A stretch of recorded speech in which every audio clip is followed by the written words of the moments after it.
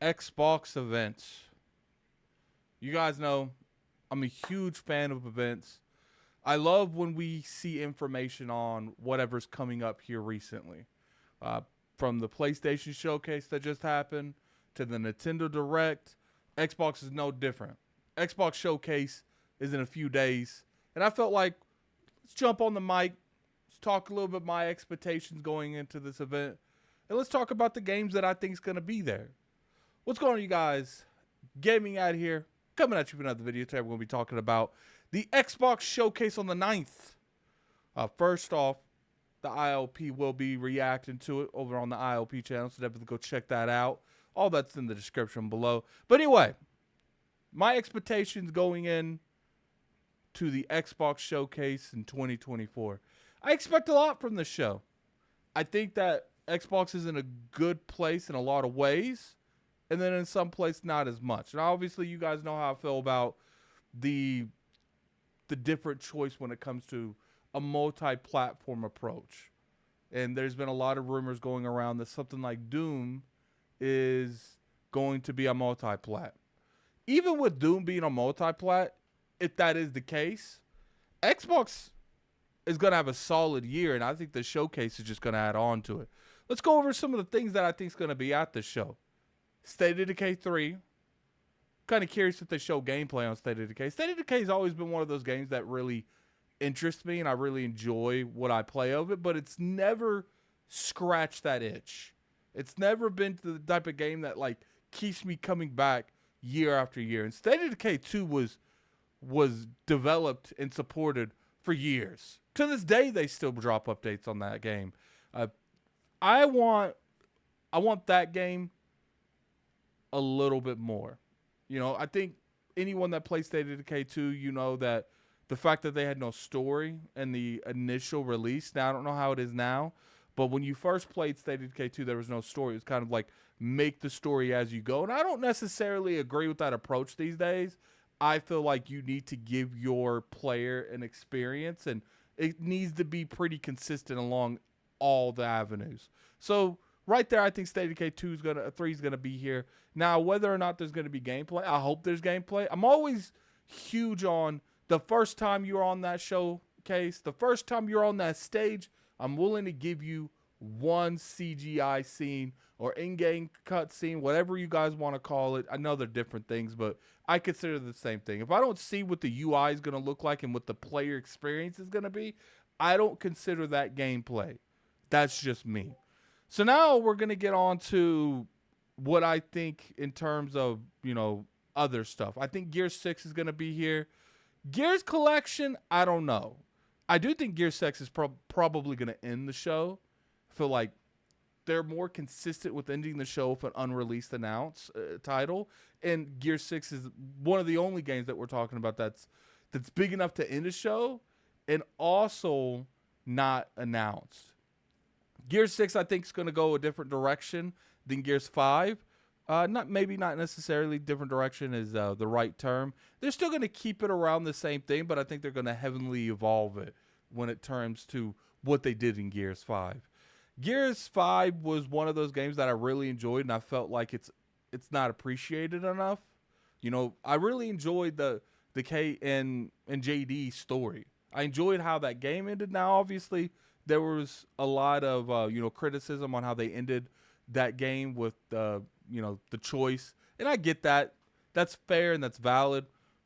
Most likely, we're going to see how they handle that. I don't think they're going to change anything related to the story, but I do think we're going to get a good amount of information on the Gears franchise.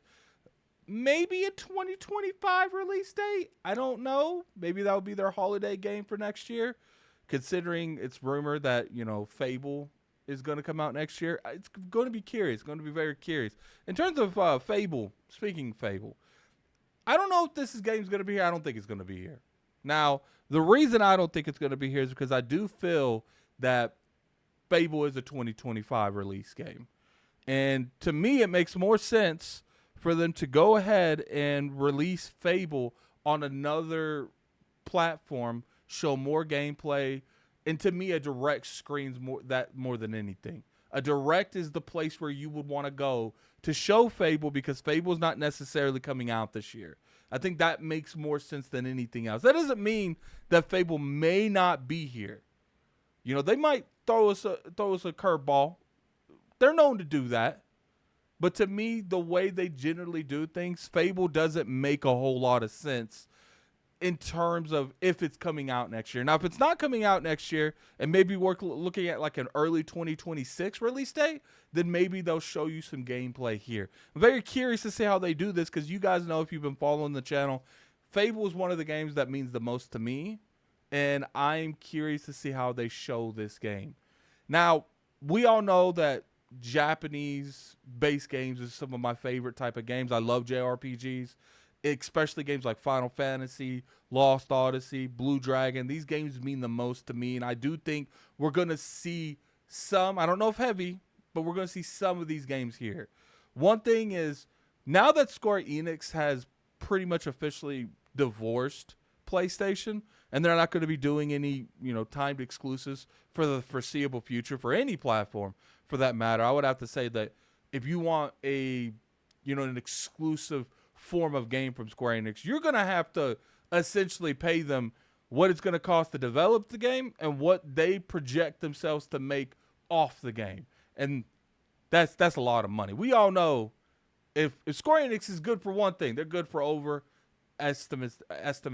They have over expectations. They want to make all the money, even if they don't have the product to make that money. So I do think, with that being said, with Final Fantasy, we are going to see a Final Fantasy 16 coming on Xbox at this announcement, at this event. I just think it makes the most sense. PlayStation, generally, what they do is, if a game's doing very well, they'll come in on the back end and extend the longevity, extend the contract that they had. I don't believe that PlayStation saw Final Fantasy 16 as a complete W. I think there's enough stuff going on with this that they probably are like, look, this game did what it was supposed to, but I wouldn't say that this game gave us the projections that we anticipated.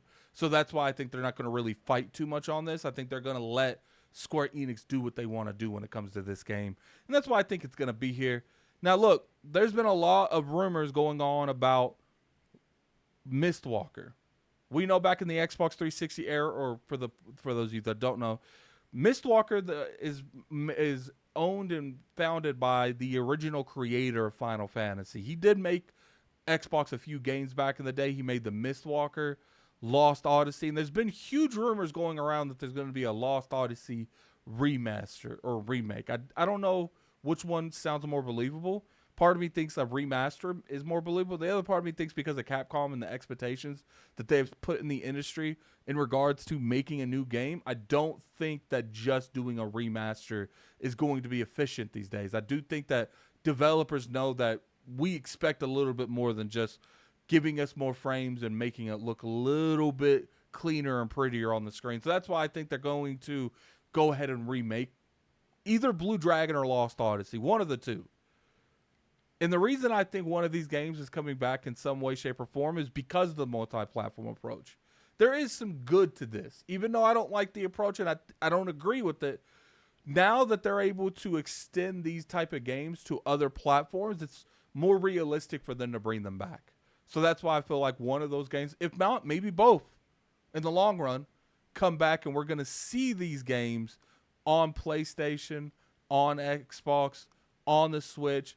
Maybe if they make anything else with Mistwalker, they'll work some kind of arrangement out to be exclusive at that term. But as of right now, I do believe those games are coming back. Now, let's talk about Call of Duty.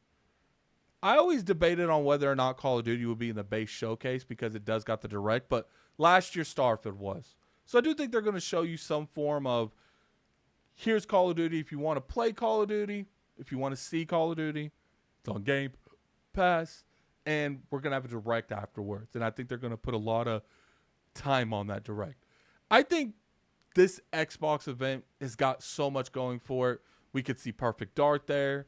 Like I said, State of Decay. We could see Coalition's game there. There's so many teams making games that we can see, and I don't think that any one game is going to be wrong. I think for the most part, this is one of the very few games and very few events that you can honestly say you have no clue what's going to be there.